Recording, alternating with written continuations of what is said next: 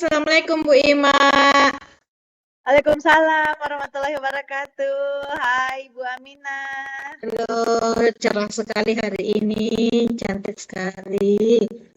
Alhamdulillah. Sama Bu Aminah juga lagi segar-segarnya saya lihat. Nah, baik Ibu Ima, rencana hari ini kan Ibu Ima akan melakukan coaching ya. Dan hari ini saya akan bertindak sebagai pengamat nih untuk Ibu Ima. Oke. Sebelumnya kita diskusi-diskusi dulu ya sebelum melaksanakan coaching ya. Baik Bu. Ya.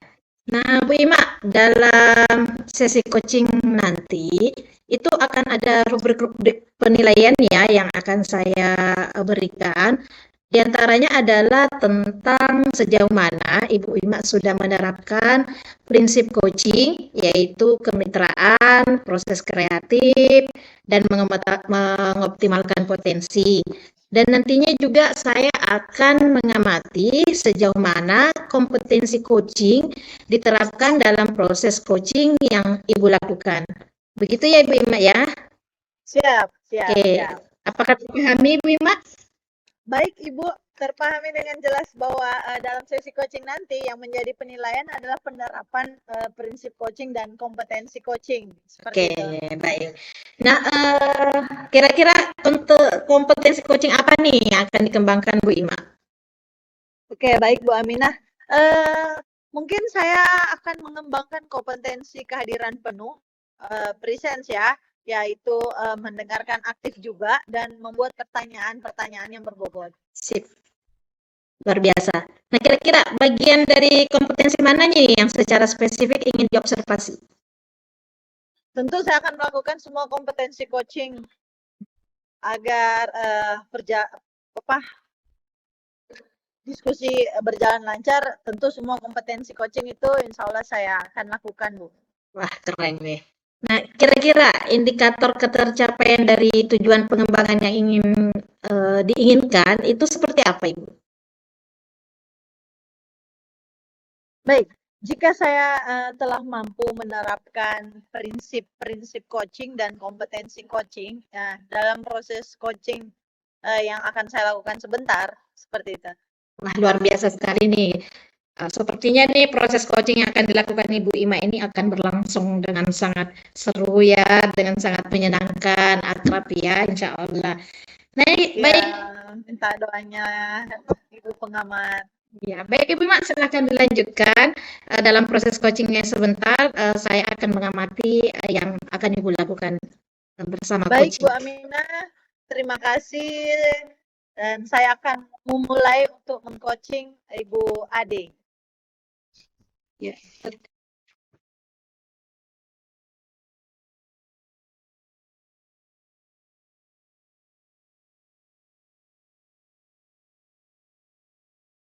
Dipotong. Assalamualaikum Ibu Ima, bagaimana kabarnya sore ini? Waalaikumsalam warahmatullahi wabarakatuh, Ibu Ade. Apakah saya tidak mengganggu aktivitas Ibu Ima? Alhamdulillah tidak Ibu, alhamdulillah. Baiklah kalau begitu. Kebetulan pada kesempatan kali ini saya mau diskusi, artinya saya mau curhat dengan Ibu Ima tentang sebuah permasalahan yang saya hadapi. Oke, bisa Bu. Kira-kira apa sih yang menjadi permasalahan Ibu Ade? Bisa kita cerita, kita diskusi yuk. Boleh Ibu. Permasalahan yang saya dapatkan yaitu ketika saya mengajar, ada seorang siswa itu yang tidak fokus pada pembelajaran yang saya lakukan, dan bukan hanya kepada pembelajaran saya. Semua mata pelajaran juga kadang mengatakan peserta didik ini tidak fokus. Oh, seperti itu ya. Oke, baik Bu Ade. Jadi masalah Ibu Ade sekarang ini masalah tidak fokusnya murid ya saat menerima mata pelajaran. Seperti itu ya? Iya Ibu. Oke. Atau ada masalah lain? Ada sih Ibu. Artinya dia fokusnya ke siswa ini. Seperti yang lainnya dia tidak fokus dengan pembelajaran yang kita lakukan, kemudian pada saat pembelajaran berlangsung suka mengganggu temannya, sebentar-sebentar meminta izin untuk keluar dari kelas, kemudian ketika dia minta izin kadang lama baru pulang. Nah, kadang ketika ditanya itu ini hari didengarkan tetapi selanjutnya diulangi lagi. Oke, kira-kira apa ya penyebabnya sampai siswa-siswi Ibu itu tidak fokus dalam belajar? Mungkin dalam proses pembelajaran yang saya lakukan itu kurang menarik, atau mungkin saya tidak memperhatikan bakat minat mereka sehingga terkhusus pada anak ini sehingga dia tidak fokus dengan pembelajaran yang saya lakukan. Jadi Oke. mungkin kurang menarik, Ibu.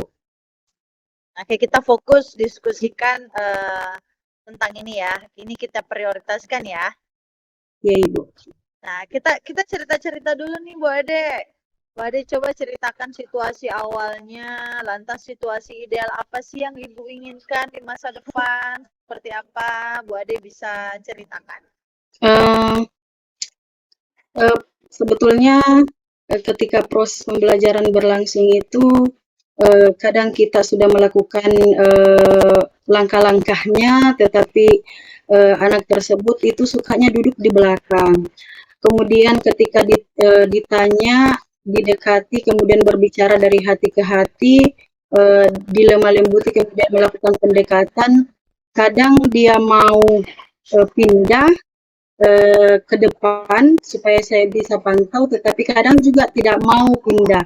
Jadi serba salah jadinya karena kadang ketika dinasehati dia tidak mau mendengar. Jadi yang ingin saya harapkan atau yang saya inginkan pada kesempatan kali ini yaitu saya ingin mencari solusi dari masalah yang saya hadapi. Oke.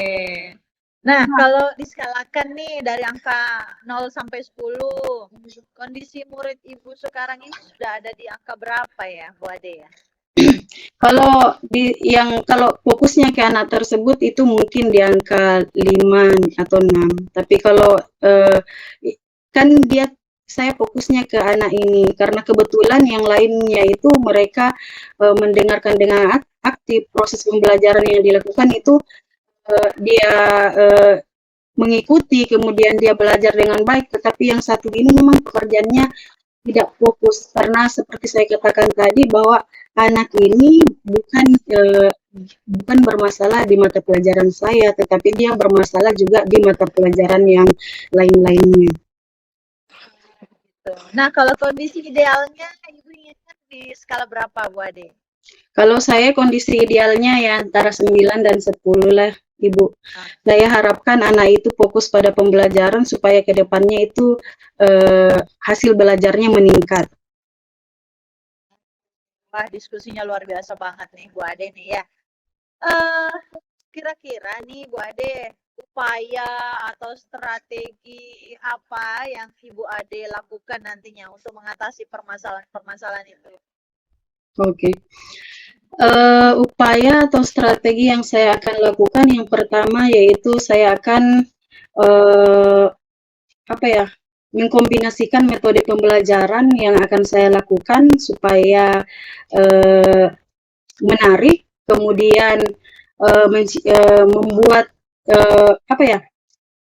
pembelajaran yang akan saya lakukan juga itu ada sistem misalnya berbasis IT.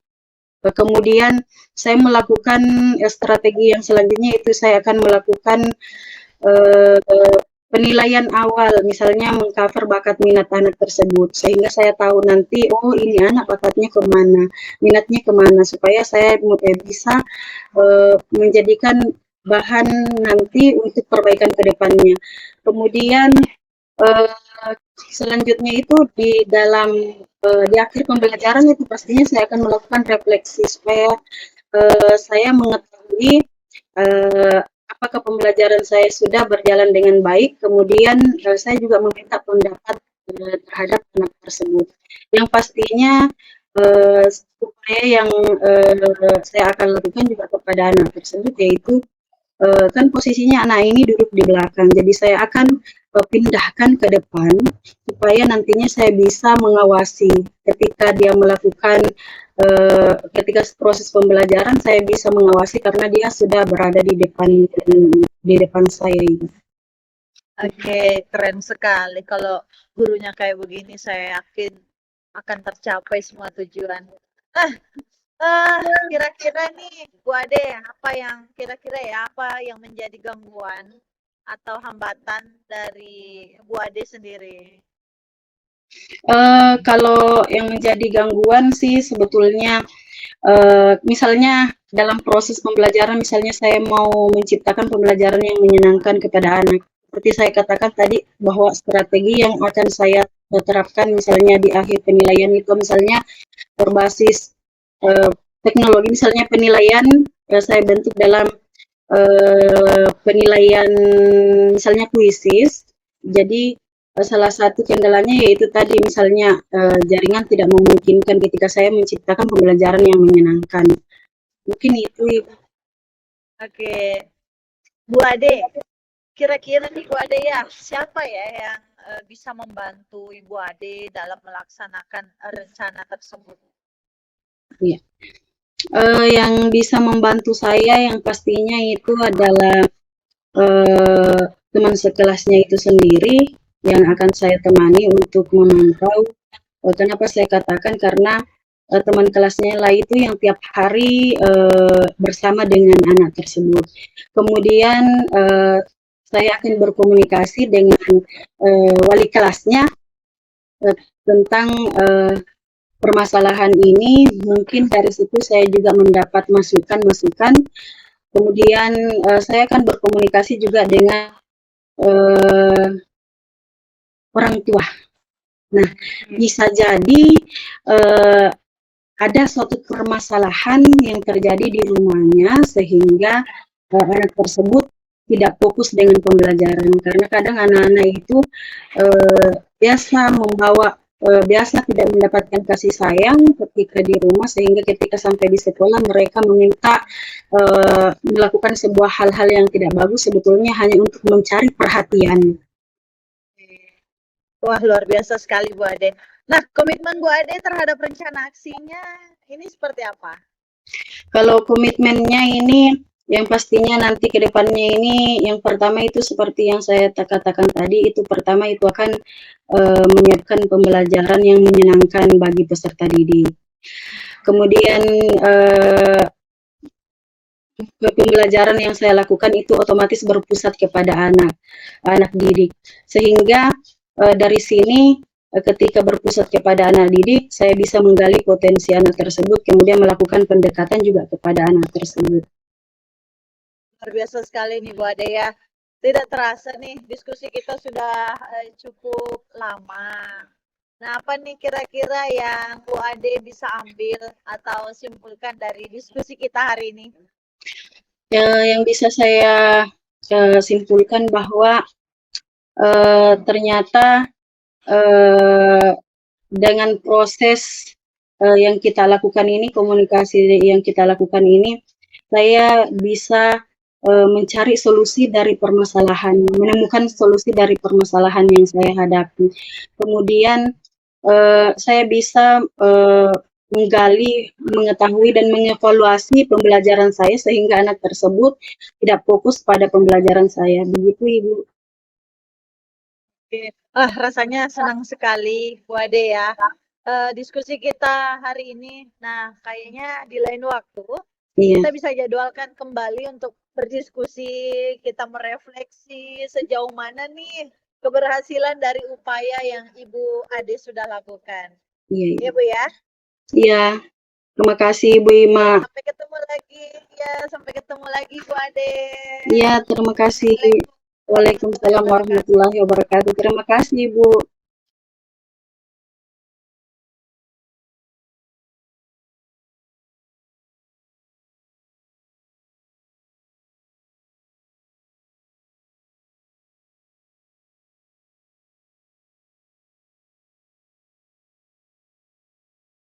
Wah, luar biasa sekali nih sesi coaching yang dilakukan Ibu Ima bersama dengan coachingnya Ibu Ade ya. Keren Ya, sekali. Nah, baik Ibu Ima, setelah melakukan sesi coaching tadi, kita diskusi lagi ya. Kita diskusi lagi nih Ya. pasca observasi tadi. Oke, Ibu Ima, apa yang sudah Ibu Ima lakukan dalam sesi coaching tadi? Apa saja yang sudah Ibu Ima lakukan? Oke, baik Ibu pengamat. Saya tadi telah menanyakan tujuan yang ingin dicapai, identifikasi permasalahannya seperti apa, lalu kemudian saya menanyakan rencana aksi yang akan dilakukan oleh coach ya, dan tanggung jawabnya seperti apa. Saya melaksanakan sesi coaching tadi ya sesuai alur Tirta, tentu dengan suasana yang akrab, cair, dan menyenangkan, nyaman lah. Seperti itu.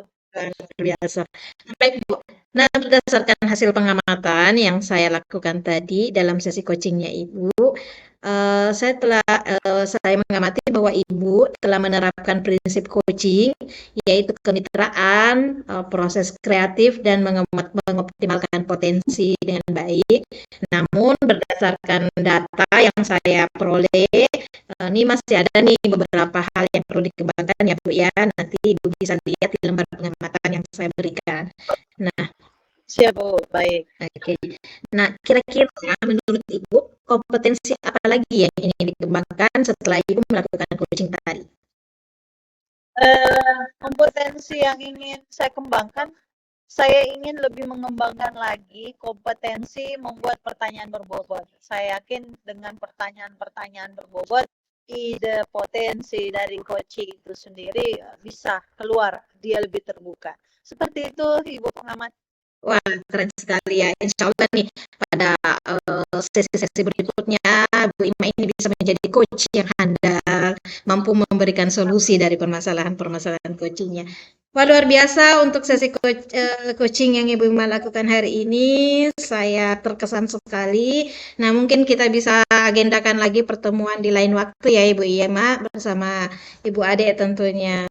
Terima kasih untuk waktunya hari ini. Assalamualaikum warahmatullahi wabarakatuh. Assalamualaikum warahmatullahi wabarakatuh. Waalaikumsalam warahmatullahi wabarakatuh.